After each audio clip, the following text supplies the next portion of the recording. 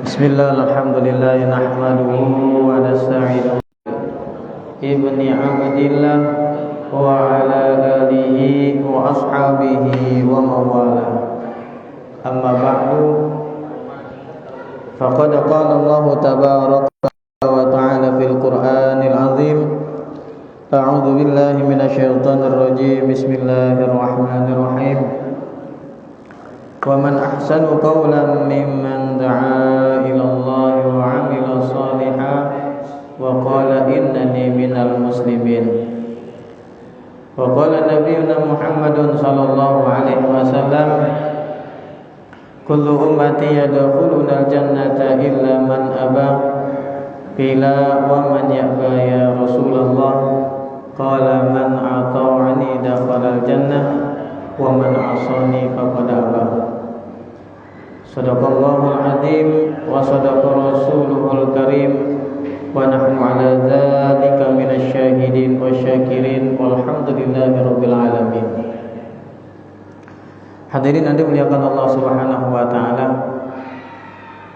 bersyukur kepada Allah Subhanahu wa taala atas segala limpahan nikmat dan karunia, taufik dan hidayah serta inayah, sehingga kita masih diberikan kesempatan, diberikan kemudahan oleh Allah Subhanahu wa taala untuk bisa hadir dalam rumah Allah, satu tempat yang sangat dicintai oleh Allah Subhanahu wa taala di atas muka bumi ini, untuk melaksanakan salah satu perintah Allah, kewajiban kita, yaitu salat maghrib secara berjamaah, yang insya Allah akan kita lanjutkan dengan duduk dalam majelis ta'lim, majelis ilmu agamanya Allah Subhanahu wa ta'ala. Salawat dan salam tak lepas mari senantiasa kita haturkan kepada junjungan kita baginda Nabi besar Muhammad sallallahu alaihi wasallam, yang merupakan suri tauladan dan juga panutan umat, sebagai rahmatan lil alamin, rahmat bagi seluruh alam. Pada setiap pengikutnya yang istiqomah mengikuti jejak langkah kehidupan beliau, maka kebahagiaan akan diraih dunia maupun di akhirat. Semoga Allah Subhanahu wa taala senantiasa berikan kita taufik dan hidayah untuk terus bisa melaksanakan ketaatan kepada Allah, untuk bisa istiqomah berada dalam sunnah baginda Nabi sallallahu alaihi wasallam, sehingga kita menjadi hamba-hamba yang bahagia kehidupannya dunia maupun di akhiratnya Allah Subhanahu wa taala. Amin. Mari terlebih dahulu kita bacakan surat Al-Fatihah, beriring doa dan harapan di dalamnya. Semoga Allah Subhanahu wa taala memberikan kemudahan kepada diri kita untuk bisa memahami ilmu Allah Subhanahu wa taala yang telah kita pelajari, yang insyaallah akan kita pelajari, sehingga kita bisa menerapkan, mengamalkan dalam kehidupan kita dan menyampaikan kepada orang-orang yang ada di sekitar kita, bahkan umat seluruh alam.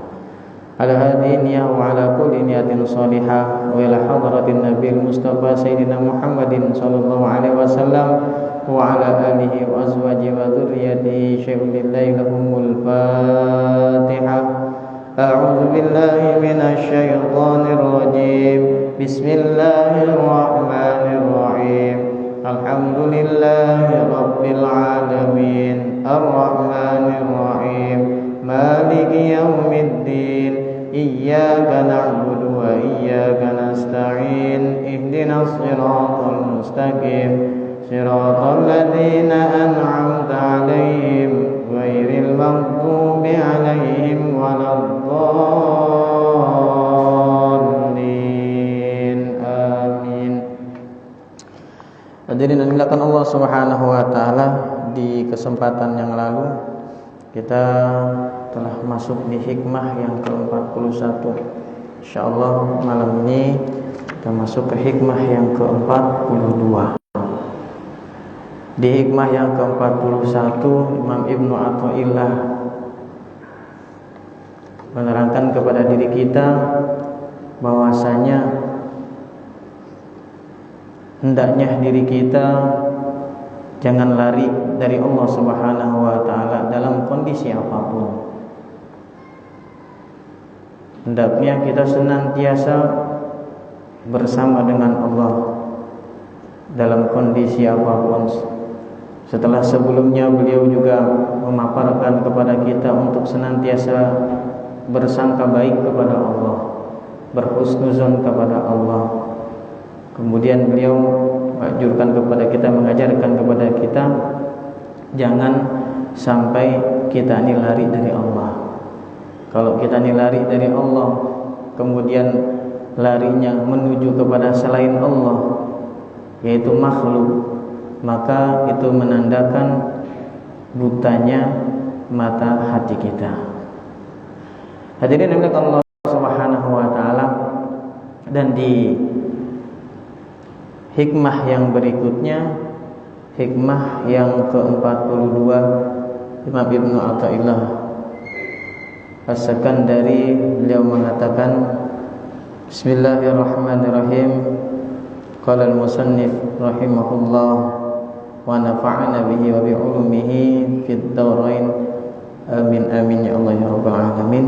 Illa an qala la tarhal min qaunin ila qaunin fatakuna kahimarir ruha yasiru walladzi irtahala ilaihi walladzi irtahala minhu walakin irhal minal aqwani ilal mukawwin wa anna ila rabbikal muntaha. Wanzur ila qawlihi sallallahu alaihi wasallam, faman kanat hijratuhu ila Allah wa rasulih fa hijratuhu ila Allah wa rasulih wa man kanat hijratuhu lid dunya yusibuha aw imra'atin yatazawwajuha fa hijratuhu ila ma hajara ilaihi. Fafham qawlahu alaihi salatu wassalam wa ta'ammal hadzal amra in kunta dza basirah. Dalam nuskah yang lain, wa ta'ammal hadzal amra in kunta dza fahmin. Wassalam. Imam Ibnu Athaillah mengatakan, la tarhal min qaunin ila qaunin. Jangan beranjak, jangan pergi, jangan berangkat menuju dari kaun, dari alam semesta ataupun makhluk, ila kaunin, menuju kepada makhluk yang lain. Fatakuna kahimarir roha yasiru, maka kalau demikian engkau akan menjadi seperti himar, keledai yang berjalan mengitari penggilingan gandum.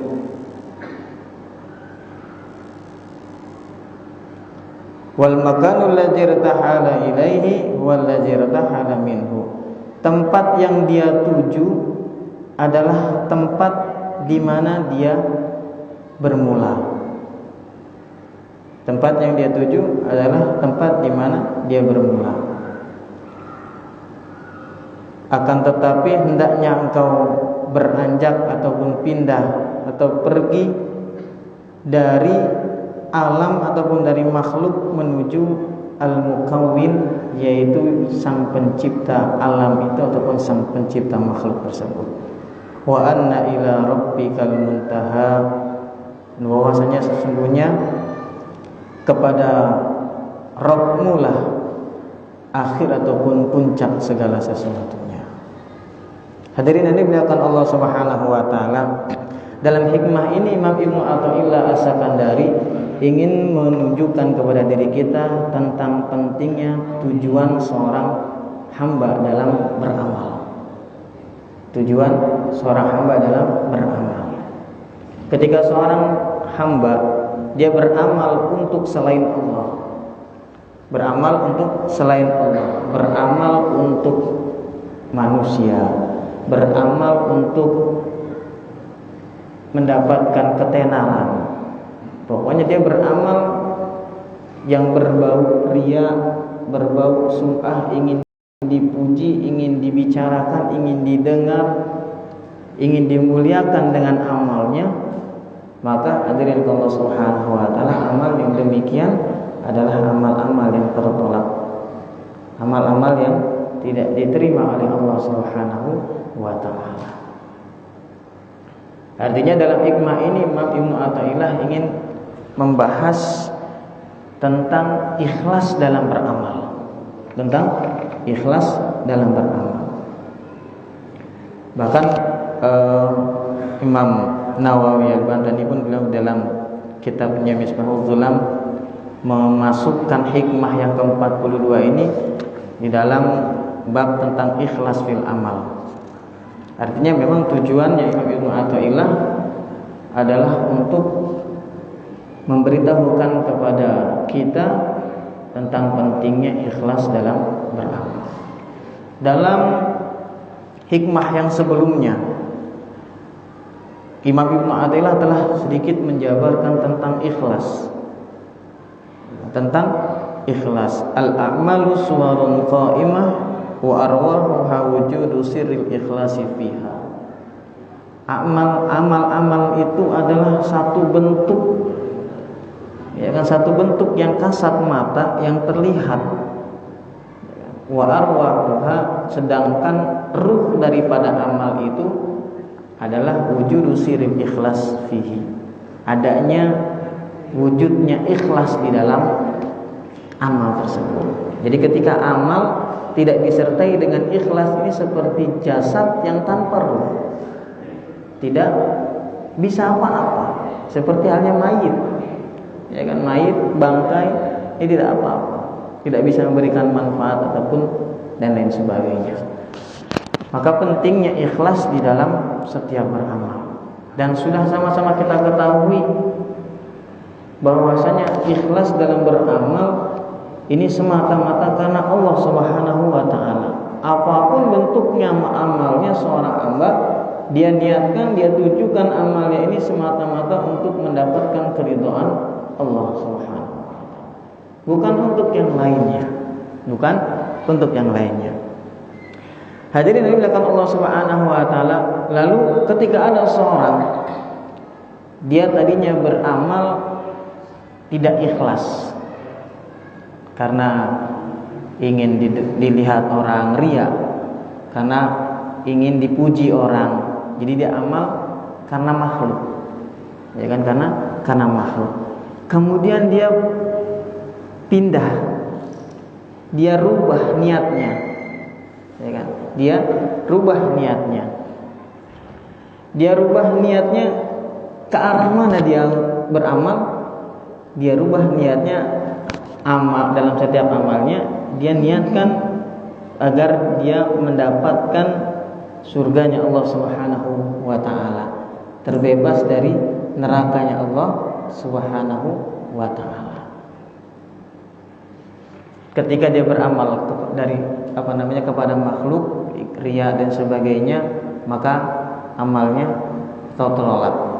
Kemudian ketika dia beramal untuk mendapatkan surga Allah Subhanahu wa taala, untuk terbebas dari neraka Allah Subhanahu wa taala. Padahal sama-sama kita ketahui, Pak, surga dan nerakanya Allah Subhanahu wa taala ini adalah satu di antara sekian makhluk ciptaan Allah Subhanahu wa taala. Maka berarti orang tadi dia berpindah dari makhluk kepada makhluk juga. Tujuan ibadahnya berpindah dari makhluk ke makhluk juga. Maka Ibnu Athaillah menggambarkan di sini seperti halnya keledai yang berjalan mengitari penggilingan gantung. Jadi kalau zaman dulu, Pak, penggilingan itu alat untuk memutarnya itu pakai keledai. Keledainya diikat, penggilingannya, batu gilingannya di tengah, jadi keledainya jalan, muterin penggilingan. Ketika keledainya jalan, maka penggilingannya muter, maka menggiling. Alat penggilingannya seperti itu. Maka hadirin Allah Subhanahu wa taala menggambarkan seperti halnya demikian. Ketika khimar ataupun keledai tadi dia berjalan dari satu garis start misalkan, dia berjalan, maka dia akan kembali ke tempat di mana dia bermula berjalan. Karena dia hanya muter-muter aja di situ. Hanya muter-muter aja di situ. Maka ini gambaran seperti halnya seorang yang dia beramal dari makhluk, dia pindah tapi ke makhluk juga. Maka muter-muter aja di situ. Muter aja di situ. Tetapi yang diinginkan adalah kalau kita ingin memindahkan tujuan amal kita, pindahkan tujuan amal kita ke tujuan yang benar, yaitu ke Allah Subhanahu wa taala. Pindahkan tujuan kita ke Allah Subhanahu wa taala. Maka beramal ada ke Allah Subhanahu wa taala, beramal semata-mata untuk mendapatkan keridhaan Allah Subhanahu wa taala, maka setiap apa yang dijanjikan Allah Subhanahu wa taala dalam amal itu akan didapatkan. Setiap amal yang Allah Subhanahu wa taala janjikan dalam amal tersebut, maka dia akan dapatkan. Tetapi hadir Allah Subhanahu wa taala, ketika seorang ini dia tidak niatkan karena Allah Subhanahu wa taala, maka amalnya hanya akan terhenti kepada apa yang dia niatkan saja. Makanya Imam Ibnu Athaillah kemudian melanjutkan, wanzur ila qoulihi sallallahu alaihi wasallam, perhatikanlah oleh kalian sabda baginda Nabi sallallahu alaihi wasallam, faman kanat hijratuhu ila Allah wa rasulih fa hijratuhu ila Allah wa rasulih. Hadis yang diriwayatkan oleh sahabat baginda Nabi sallallahu alaihi wasallam ini adalah hadis tentang niat. Hadis tentang niat. Bahkan Imam Ahmad dan Imam Syafi'i rahmatullah alaihim, beliau mengatakan hadis ini adalah mencakup sepertiga agama. Kalau Imam Abu Daud beliau mengatakan hadis tentang niat ini mencakup separuh agama. Apa landasannya? Karena menurut Imam Ahmad dan Imam Syafi'i rahmatullah alaihim, bahwasanya dalam agama, dalam amal agama, maka terbagi menjadi 3 bagian. Yang pertama adalah amalan hati, yang kedua adalah lisan, ucapan, dan yang ketiga adalah perbuatan. Maka niat ini adalah amalan hati. Maka hadis tentang niat ini adalah mencakup sepertiga daripada agama. Kalau menurut Imam Abu Daud, hadis tentang niat ini adalah mencakup separuh daripada agama. Lantaran apa? Dalam agama ini secara umum terbagi menjadi 2. Ada amalan zahir, ada amalan batin. Dan niat ini adalah bagian daripada amalan batin, sehingga dia mencakup daripada separuh amal agama. Hadirin Allah Subhanahu wa taala, dalam hadis ini baginda Nabi sallallahu alaihi wasallam menerangkan mengenai pentingnya seorang ini niat dalam amalnya. Sebaik apapun amal seorang, kalau niatnya salah, maka amal itu tidak akan menjadi baik di hadapan Allah Subhanahu wa taala. Tetapi amal yang seringan apapun tapi niatnya benar karena Allah Subhanahu wa taala, maka amal itu akan menjadi amal yang bermanfaat di hadapan Allah Subhanahu wa taala. Sebagaimana yang Rasulullah sallallahu alaihi wasallam pesankan kepada Sayyidina Mu'adz bin Jabal radhiyallahu an, ya Mu'adz, akhlis dinak yakfikal amalul qalil. Wahai Mu'adz, ikhlaskanlah kamu dalam agama. Ikhlaslah dalam agama. Yakfikal amalul qalil, maka amalan yang sedikit pun akan mencukupi untuk dirimu apabila kamu ikhlas di dalamnya. Artinya apa nih kalau SWT, amalan ini walaupun sedikit tetapi ikhlas kepada Allah Subhanahu wa taala, maka akan memberikan nilai yang besar di hadapan Allah Subhanahu wa taala. Hadirin Allah Subhanahu wa taala, maka kita disuruh memahami, merenungkan dan memahami hadis baginda Nabi sallallahu alaihi wasallam. Walaupun hadis di sini adalah tentang hijrah, Ya kan, tentang hijrah. Jadi latar belakang daripada hadis ini adalah ketika baginda Nabi Shallallahu Alaihi Wasallam hijrah dari kota Mekah ke Madinah. Kemudian ada sahabat-sahabat yang setelah itu mengikuti baginda Nabi Shallallahu Alaihi Wasallam untuk hijrah ke Madinah. Karena pada saat itu memang keadaan di kota Mekah ini memang sudah sangat-sangat genting. Artinya sudah memang sulit sekali untuk mengembangkan iman, kemudian amal di kota Mekah. Bahkan dakwah Rasulullah SAW sudah banyak sekali tantangan dan penyiksaan kepada pemboikotan kepada kaum muslimin sudah begitu marak. Maka Allah Subhanahu wa taala perintahkan baginda Nabi SAW hijrah ke kota Madinah.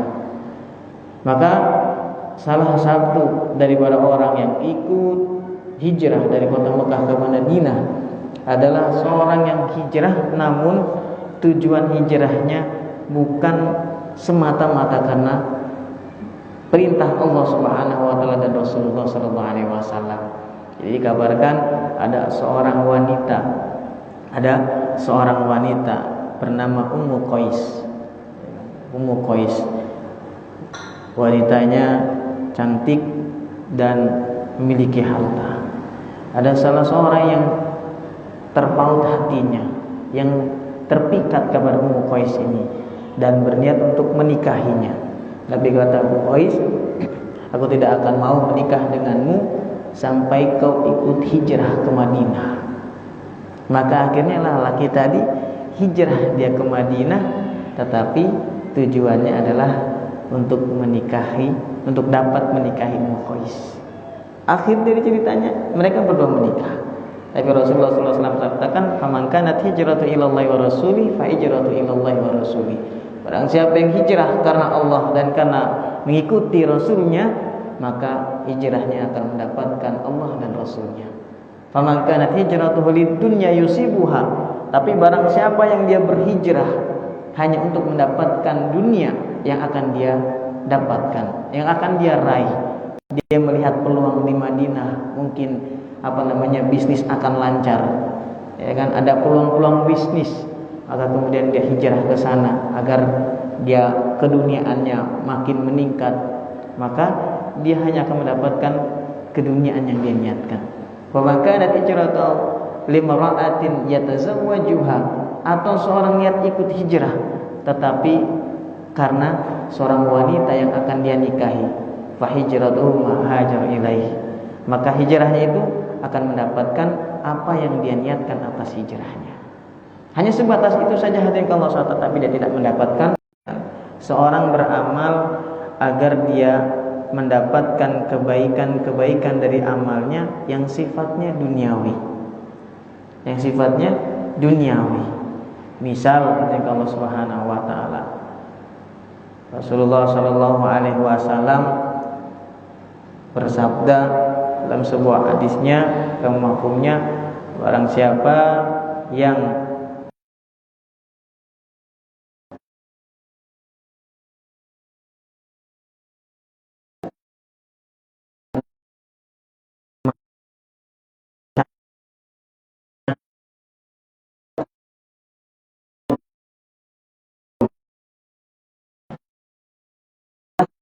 adalah masih mengharapkan untuk kepentingan diri sendiri, masih mengharapkan kepentingan diri kita sendiri. Tapi Allah Subhanahu wa taala tingkatan yang berikutnya, yang ketiga adalah tingkatan khawasul khawas, orang yang VVIP mungkin Pak ya, kalau bahasa kita apa? Ada VIP dan VVIP, ada khawasul khawas. Khawasnya orang khawas, khususnya orang yang khusus, ya kan? Siapa mereka? Yaitu orang-orang yang dia niat dalam amalnya, dia niatkan semata-mata karena Allah Subhanahu wa taala. Tok, titik. Enggak pakai koma lagi. Udah, saya niat beramal ini karena Allah Subhanahu wa taala, titik. Nah, titik. Jadi kalau kata kiai saya, titik itu penting. Dalam sebuah komitmen titik itu penting. Kalau masih ada koma, apalagi ada tapi, nah ini suka kesananya suka nyeleneh, ya. Suka kesananya suka beda lagi, karena kata-kata tapi ini adalah mengakhirkan hukum sebelum tapi dan mengedepankan hukum setelah tapi, gitu. Mengakhirkan hukum sebelum tapi dan mengedepankan hukum setelah tapi. Misalkan gini, misalkan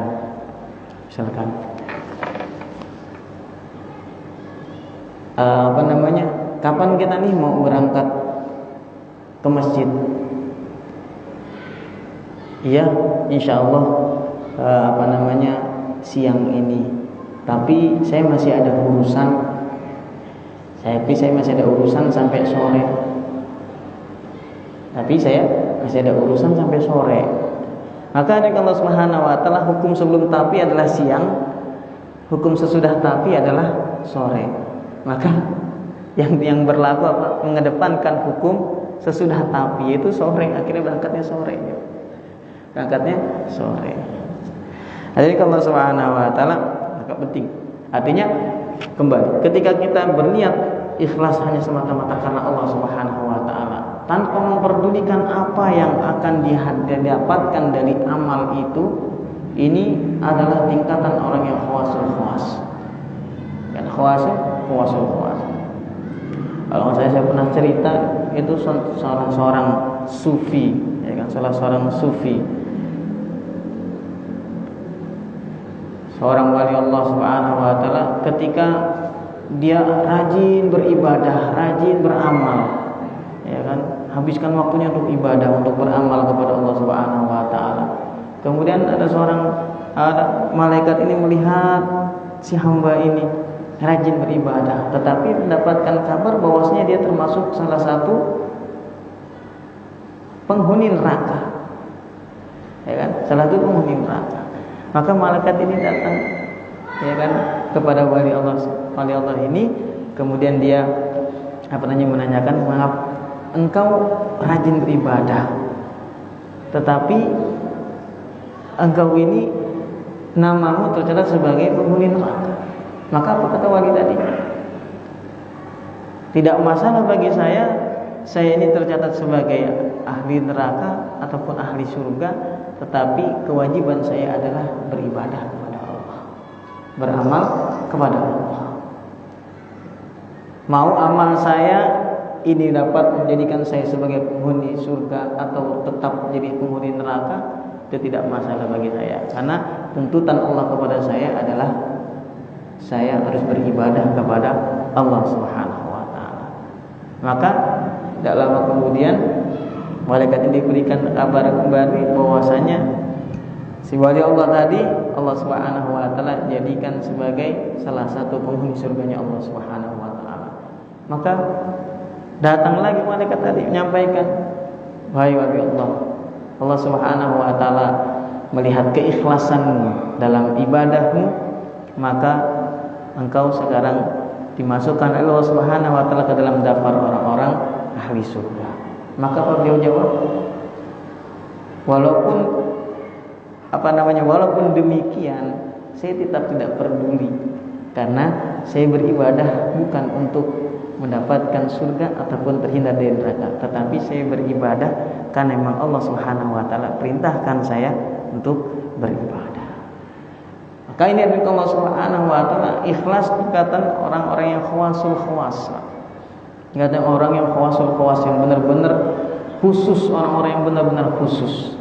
Jadi menjadikan setiap amalnya semata-mata karena Allah Subhanahu wa taala, titik. Tidak untuk yang lain. Terlepas apapun yang akan dia dapatkan dari amalnya, itu dia tidak pedulikan. Karena dia hanya punya satu tujuan, adalah untuk mendapatkan keridhaan Allah Subhanahu wa taala dalam amalnya. Makanya Imam Abu Sulaiman Ad-Darani radhiyallahu anhu, beliau mengatakan, dia termasuk salah satu sufi Allah Subhanahu wa taala, seandainya aku boleh memilih antara 2 rakaat salat dengan masuk ke dalam surga, maka aku akan memilih 2 rakaat salat. Karena masuk ke dalam surga, di dalamnya ada keinginan diriku, akan tetapi 2 rakaat salat adalah keinginan Allah Subhanahu wa taala terhadap diriku. Jadi hari Allah Subhanahu wa taala mengutamakan perintah Allah Subhanahu wa taala di atas keinginan kita, mengutamakan keinginan Allah di atas keinginan kita, bahkan menafikan keinginan kita, meniadakan keinginan kita dalam keinginan Allah Subhanahu wa taala. Ini adalah tingkatan ikhlas yang ingin diajarkan, ingin diajak oleh Imam Ibnu Athaillah kepada kita semua, agar kita sampai kepada derajat ikhlas yang demikian. Maka akan hadirkan Allah SWT, ya apa namanya, Imam Abu Sulaiman Ad-Darimi dalam satu kesempatan yang dikisahkan oleh Maulana Yusuf Al-Kandahlawi, Maulana Zakaria Al-Kandahlawi dalam kitabnya Fadilah Haji, ya kan, bila mengisahkan tentang kisahnya Imam Abu Sulaiman Ad-Darimi ini. Jadi dalam kesempatan ketika sedang berhaji, maka Imam Abu Sulaiman ini beliau berjumpa dengan seorang pemuda, dengan seorang lelaki dalam satu rombongan hajinya. Maka dia perhatikan terus ini laki-laki, tidak pernah sedikit pun dia lihat laki-laki ini menghabiskan waktunya kecuali untuk membaca Al-Quran, kemudian berzikir, berpuasa di siang hari, malamnya bangun untuk melaksanakan sholat-sholat sunnah dan amal-amal ibadah yang lainnya, sampai ibadah hajinya selesai. Maka kemudian Imam Abu Sulaiman Ad-Darimi pun bertanya kepada laki-laki tadi, wahai pemuda, apa yang menyebabkan engkau, apa yang memotivasi engkau, ya kan, sehingga saya lihat selama kita bersama dalam prosesi haji ini, saya tidak pernah melihat engkau sedikit menghabiskan waktumu kecuali untuk diisi dengan ibadah, entah itu baca Quran, berzikir, puasa, sholat dan lain sebagainya. Maka beliau sampaikan, sebelum berangkat haji, maka aku bermimpi, aku bermimpi ditampakkan kepadaku oleh Allah Subhanahu wa taala surga. Kemudian Abu Sulaiman diam saja, menyimak. Kemudian lelaki tadi menyebutkan sifat-sifat surga yang dia lihat, mulai dari bangunannya yang terbuat dari bata, emas, permata dan sebagainya, dengan segala keindahannya. Kemudian ditambahkan di dalam dalam surga itu, dalam bangunan itu ada seorang bidadari yang begitu cantik. Dia kemudian berkata kepadaku,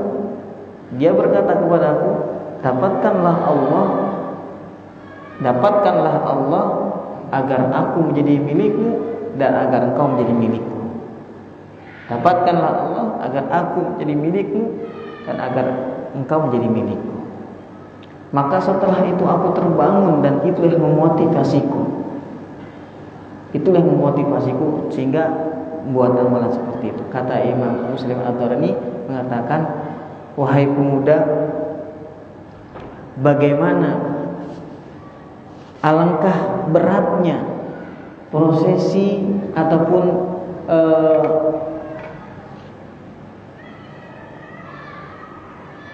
hal yang kau tanggung untuk bisa mendapatkan bidadari. Begitu mujahadahnya, ya kan, begitu susah payahnya engkau, amalan-amalan yang kau rasakan, yang kau buat, riyadhah, mujahadah yang kau laksanakan hanya untuk mendapatkan bidadari. Bagaimana lebih sulitnya lagi jika untuk mendapatkan pemilik bidadari. Jadi hadirin Allah Subhanahu wa taala, Imam Ad-Darimi ini maksudnya kalau hanya untuk mendapatkan bidadari, ya kan, hanya untuk mendapatkan bidadari saja seorang rela untuk susah payah seperti itu, ya kan, untuk bermujahadah, untuk bersungguh-sungguh dalam menjaga amalannya. Alangkah baiknya ketika kesusahan kepayahannya dia lakukan, dia kerjakan untuk mendapatkan pemilik bidadari. Karena ketika seorang ini mendapatkan pemilik bidadari, maka mungkin bukan hanya satu bidadari yang akan didapatkannya, puluhan, bahkan ribuan, dan sebagainya. Kenikmatan-kenikmatan yang jauh lebih besar dan lebih tinggi, bahkan puncaknya kenikmatan di surga itu bukan bidadari. Bukan bidadari, tapi apa? Ketika Allah Subhanahu wa taala menyingkap takbirnya, ya kan? Sehingga orang-orang ahli surga ini mampu melihat, memandang wajah Allah Subhanahu wa taala. Oleh karena itu Allah Subhanahu wa taala inilah yang ingin disampaikan oleh Imam Athaillah sebagian daripada syarat ataupun penjelasan tentang hikmah yang ke-42, bagaimana kita dalam setiap amal, dalam setiap perbuatan, hendaknya perbuatan itu kita lakukan adalah semata-mata karena Allah Subhanahu wa taala. Terlepas dari apa yang Allah Subhanahu wa taala janjikan dalam keutamaan dalam amal ibadah, maka ketika kita semata-mata karena Allah, maka janji Allah Subhanahu wa taala pasti akan Allah Subhanahu wa taala berikan. Innallaha la yukhliful mi'ad. Sesungguhnya Allah Subhanahu wa taala tidak pernah menyelisihi janji-janjinya. Semoga Allah Subhanahu wa taala senantiasa memberikan kita taufik dan hidayah sehingga kita bisa mengamalkan apa yang telah sama-sama kita pelajari dan juga bisa kita sampaikan. Amin ya rabbal alamin. Berarti menyiapkan satu. Jadi niat itu sendiri pada capek. Dia hanya nanti bukan nanti. Itu orang itu berarti dia cuma satu. Padahal dia itu dia itu masih di dunia ini. Dia itu dari teman-teman. Dia karena Allah. Tapi di batin dia juga pengen bagaimana peradaban yang ingin membangun. Kan harus sudah ada dana, ada apa yang dibilang. Dia usaha, dia apa. Gimana Ustaz? Kan nggak mau di luar, ini di sana ya mesti ada bukan baru cara jadi apa nggak boleh dia niat pertama dengan karena Allah ya dia hijrah. Yang kedua dia niatin juga untuk membangun peradaban masyarakat. Iya, baik. Jadi Allah Subhanahu wa taala ketika kita berbicara tentang ibadah, maka ibadah ini kan kita persembahkan untuk Allah. Kita persembahkan untuk Allah. Makanya tadi Ibnu Athaillah mengajarkan kepada kita, jadikan ibadah kita ini sebagai ibadah yang terbaik. Ibadah yang terbaik. Artinya ketika ada dalam ibadah ada niat kepada Allah, tetapi di samping itu ada niat yang lain, yang ada kepentingan untuk diri kita, maka beliau sampaikan apa? Itu bagian daripada ikhlas, tetapi kurang sempurna, kurang sempurna, ya kan? Masih ada nuqsan wa syagum minal ikhlas. Jadi ada kekurangan dan masih ada campuran dalam ikhlasnya. Jadi belum ikhlas 100%. Padahal kita ini dituntut dalam ibadah adalah melaksanakan ibadah yang terbaik, ya kan? Dituntut dalam ibadah dan melaksanakan ibadah yang terbaik. Maka apapun jenis ibadahnya, niatkan kepada Allah. Bahkan menikah, ya kan, kerja dan sebagainya, ini adalah niatkan kepada Allah, niatkan karena Allah Subhanahu wa taala, maka akan dinilai ibadah juga sama Allah. Bahkan makan, tidur, ya kan? Tidur saja Pak, kita kalau niatnya karena Allah, ini akan dinilai ibadah. Dan itu kan bagian daripada kepentingan kita juga. Bagian daripada kepentingan kita juga, tetapi kita niatkan tidur Allah Subhanahu wa taala dengan melakukan adab-adab dalam tidur itu sendiri, dalam makan, dalam sebagainya. Ini maka itu akan dinilai ibadah oleh Allah Subhanahu wa taala. Artinya bukan tidak boleh, ya kan, kita bersinggungan dengan dunia, dengan keperluan boleh, tetapi jangan sampai itu menjadi tujuan utama. Ya kan, jangan sampai justru itu yang melalaikan seseorang dari Allah Subhanahu wa taala. Kalau dalam kisah yang tadi dalam hadis baginda Rasulullah, jadi memang orang ini dia hijrah ke sana itu karena supaya bisa menikah, bukan karena memang mau ikut hijrah, gitu. Bukan karena memang ikut hijrah, makanya dia dapatkan apa yang dia niatkan, dia akan dapatkan pernikahan tersebut, tapi hijrahnya tidak mendapatkan Allah dan Rasulnya, karena tidak sempurna daripada niatnya dalam ibadah dalam hijrah tadi. Oke. Iya, Pak Haji.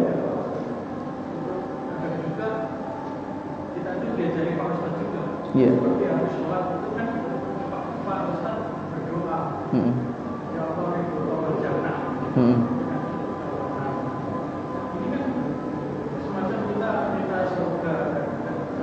Iya.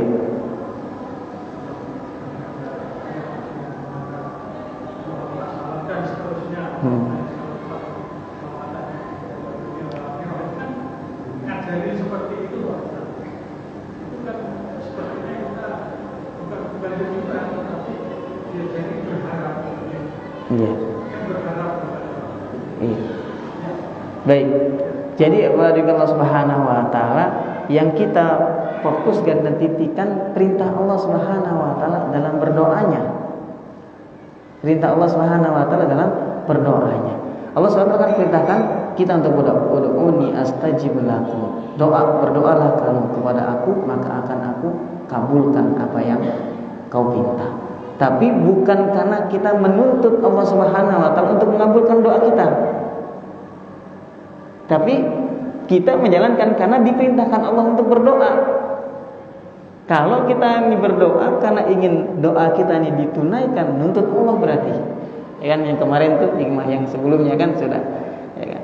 Jadi kita ini berdoa karena Allah Subhanahu wa taala perintahkan kita berdoa. Karena kalau kita ini berdoa karena ingin tuntutan doa kita ini diterima, ya kan? Maka nanti ujung-ujungnya kembali kepada suudzon kepada Allah. Kenapa? Karena penerimaan doa, pengkabulan doa ini terserah Allah kapan waktunya dan apa yang terbaik untuk hambanya. Gitu. Apa yang terbaik untuk hambanya. Jadi esensinya adalah kita menjalankan perintah Allah untuk berdoa. Kalau kita ini nggak berdoa malah salah, ya kan? Kemudian doa-doa yang apa namanya, yang seperti apa yang dianjurkan oleh Allah Subhanahu wa taala, doa-doa yang termasuk diantaranya yang diajarkan oleh Rasulullah Shallallahu Alaihi Wasallam, ya kan? Termasuk salah satunya doa yang tadi Pak Haji bacakan, Inna nas'aluka ridhoka wal jannah wa na'udzubika min sakhatika wan nar. Ini termasuk salah satu dalam hadis baginda Nabi Sallallahu Alaihi Wasallam ketika bulan Ramadan, perbanyak doa ini, ya kan, perbanyak doa ini. Jadi kita berdoa dengan doa itu bukan karena ingin menuntut apa yang ada di dalamnya, tetapi karena doa diperintahkan Allah dan dicontohkan, diajarkan oleh Rasulullah Sallallahu Alaihi Wasallam. Maka amalan doa kita ini semata-mata karena Allah dan karena Rasulnya. Ya. Iya.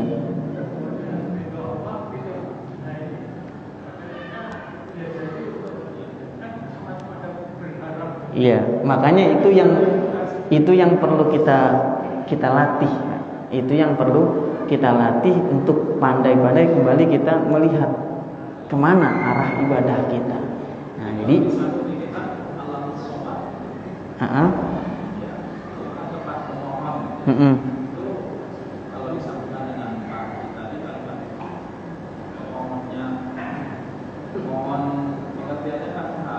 iya.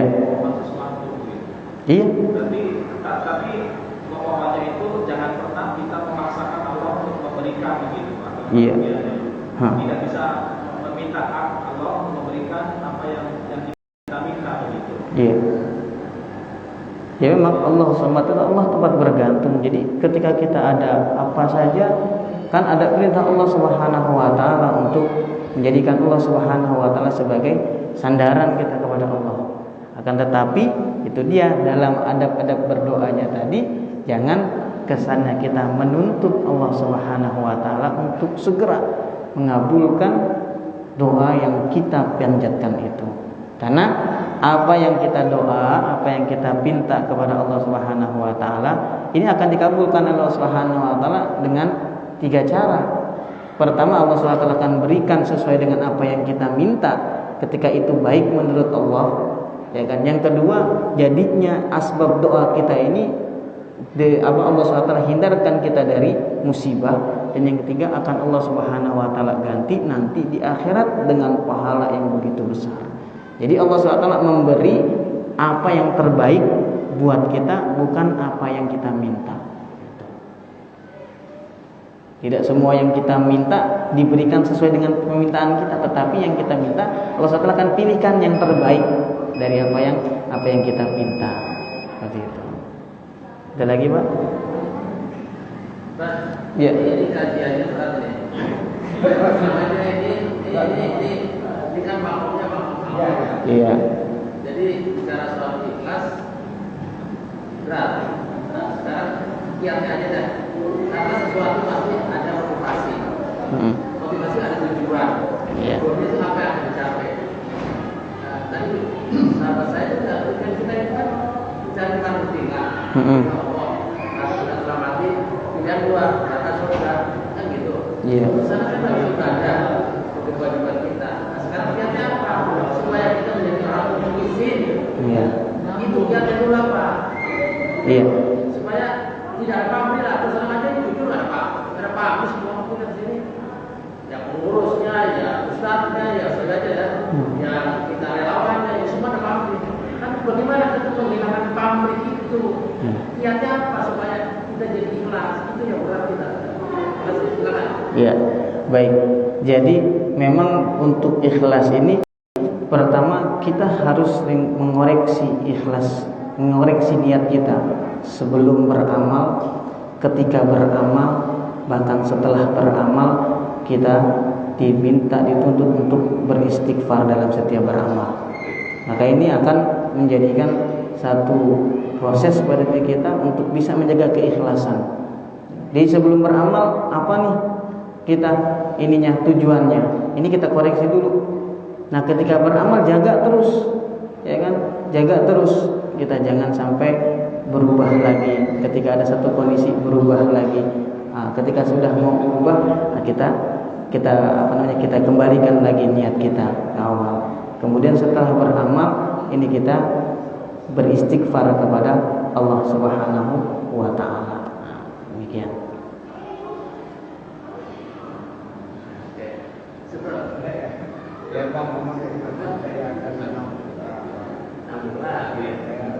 Boleh nanti dilanjut boleh. Masalahnya ini memang biar kita tahu gitu cara berdoa, kemudian keikhlasan sampai di mana, kemudian kita tadi luas bisakah kita ke sana? Kalau tidak, setidaknya ada standar kita untuk berdoa minimal berdoa ya yang apa itu luas saja atau seperti apa begitu. Tapi sesi minggu depan boleh di apa ya katakanlah implementasikan testimoni atau siapapun lah bisa nanti salah satu maju. Jadi saya pernah begini kemudian karena ikhlasnya maka Allah memberikan apa yang kita minta. Itu apa bagaimana nanti boleh silakan. Gimana? Iya. Saya siap yang dari rekan saya bilang. Pasti sudah ngomong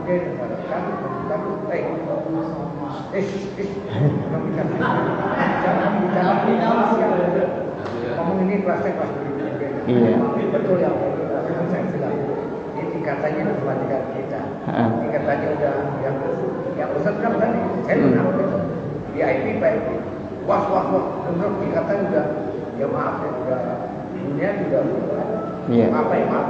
Dunia sudah berniat bisa. Itu sih. Saya mau tapi ini kan belajar kamu pencerahan aja ya kita juga masih buat itu memang kelas kita mau begitu sampai ke sana berarti katanya ada yang sangat iya betul. Jadi ilmu ini Pandikan Allah bukan menyesuaikan keadaan kita, justru kita yang perlu menyesuaikan keadaan ilmu itu. Jadi ketika kita mengetahui satu pengetahuan yang kita belum bisa berada di sana, jangan menarik ilmu itu supaya sesuai dengan kita. Bisa nggak ya ditarik supaya kita ini benar gitu? Enggak. Tapi kita supaya kita yang berusaha ya kan menyesuaikan dengan ilmu tadi, sehingga ada perbaikan, ada peningkatan. Kalau tidak demikian, kita akan stagnan, akan berjalan di situ-situ saja. Makanya itu tadi kata Imam Athaillah, seperti himar yang berjalan, dia dari mana itu kembali aja. Kenapa? Karena tidak mau ada peningkatan. Kita tahu ya sama, kita kan kondisinya seperti ini semua. Mungkin kita masih dalam keadaan ikhlasnya orang awam semua. Cuman ini Imam Athaillah ini mengajak kita, ayo, ya kan? Kita naikin level kita. Kita naikin level kita, ya kan? Kita naikin level kita, ya kan? Ibadah kita, niat kita naikin. Ya, baik. Demikian yang dapat saya sampaikan, kurang lebihnya mohon dimaafkan, kekurangannya dan kelemahannya dari Allah Subhanahu wa taala. Sempurna majelis, mari sama-sama kita tunduk kifaratul majelis. Subhanallah wa bihamdihi, subhanakallah wa bihamdika, asyhadu an la ilaha illa anta, astaghfiruka wa atubu ilaik. Wa billahi taufiq wal hidayah. Wassalamualaikum warahmatullahi wabarakatuh.